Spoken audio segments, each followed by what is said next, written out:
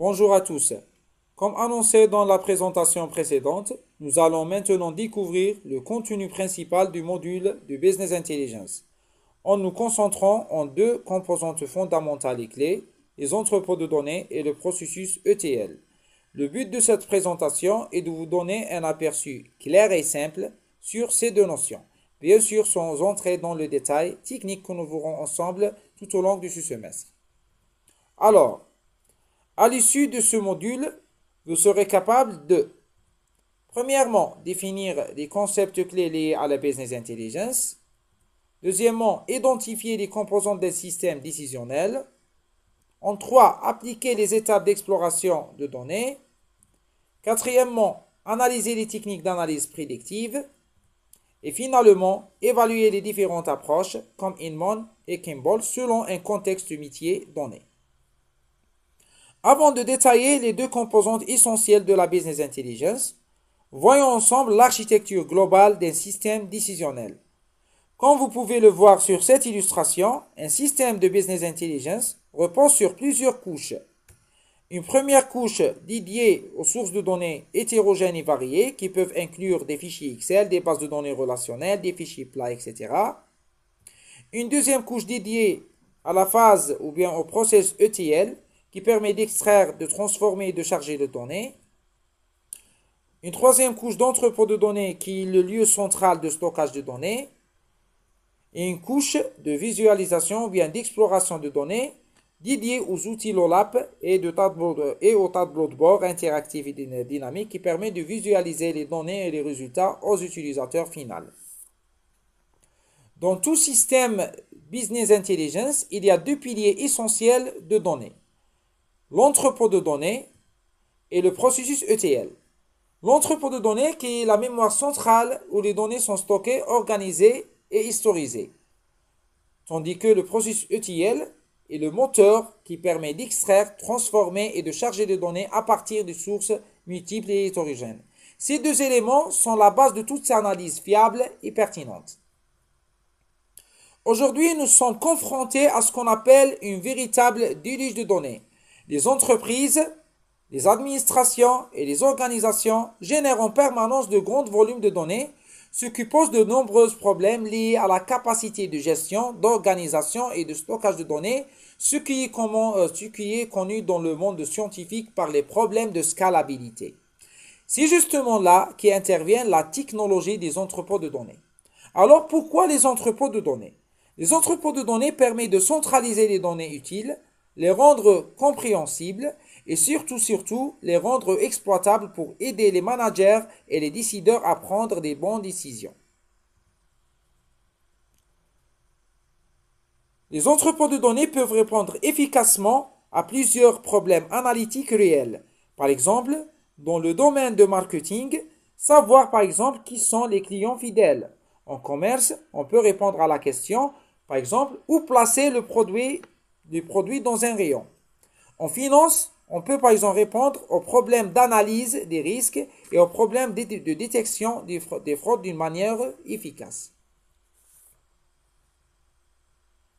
Dans le monde industriel, un entrepôt de données est défini comme une collection de données historisées, non volatiles, orientées sujet et utilisées pour la prise de décision.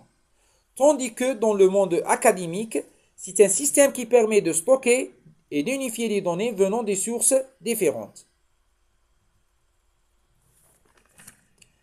Lorsqu'on parle sur la construction d'un entrepôt de données, deux grandes approches reviennent directement dans la tête. L'approche centralisée de Bill Inman et l'approche décentralisée de Ralph Kimball. Nous illustrons dans cette diapositive l'approche de Bill Inman qui repose sur un entrepôt de données central. Les données issues de différentes sources sont intégrées, nettoyées et stockées dans un entrepôt global, généralement structuré selon le modèle relationnel. Cette approche vise à garantir la cohérence et la qualité et l'intégrité des données. L'approche décentralisée, contrairement à l'approche de Bill Inman, l'approche décentralisée de Ralph Kimball adopte une approche plus pragmatique et orientée utilisateur. Alors, c'est quoi son idée?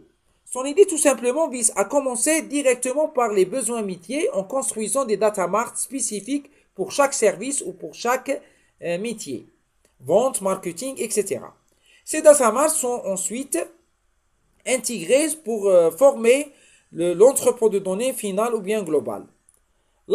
En réalité, l'accent est mis sur la rapidité de mise en place et la facilité d'accès aux données.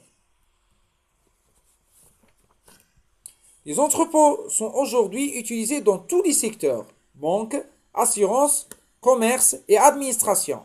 De grandes entreprises mondiales comme Coca-Cola, Walmart et Toyota utilisent en permanence la technologie des entrepôts de données pour stocker et analyser les données massives. Pour alimenter un entrepôt de données, on utilise généralement un processus connu par le processus ETL. ETL, c'est l'abréviation d'extraction, transformation et chargement. L'étape d'extraction de données permet de nettoyer, permet d'extraire ou bien de récupérer les données depuis les différentes sources hétérogènes. L'étape de transformation permet de nettoyer, de filtrer et de transformer les données, par exemple, suppression du doublon, harmonisation des formats, etc. L'étape de chargement de données permet de charger les données nettoyées dans l'entrepôt de données final. Ce tableau résume les principales différences entre les bases de données classiques et un entrepôt de données. Tout d'abord, sur le plan modélisation, les bases de données classiques utilisent généralement le modèle entité-association adapté aux opérations transactionnelles. En revanche, l'entrepôt de données s'appuie sur le modèle multidimensionnel comme le schéma en étoile ou bien le modèle en flocon de neige. En termes de requêtes, les bases de données classiques, utilisent généralement les requêtes simples OLTP, tandis que les entrepôts sont conçus pour les requêtes OLAP plus complexes et analytiques. Enfin, la taille illustre aussi la différence entre les deux, entre les bases de données classiques et les entrepôts de données. C'est que les bases de données classiques peuvent contenir quelques gigaoctets, alors que les entrepôts de données atteignent souvent des teraoctets, ce qui vraiment illustre et reflète la scalabilité et la capacité des entrepôts de données pour gérer les données massives. Pour conclure, on peut dire finalement que l'entrepôt de données est la colonne vertébrale de tout système de business intelligence, alors que le processus ETL représente le flux sanguin. C'est grâce à ces deux piliers qu'on peut analyser efficacement, visualiser et prédire à partir de données stockées dans l'entrepôt de données. Merci pour votre attention.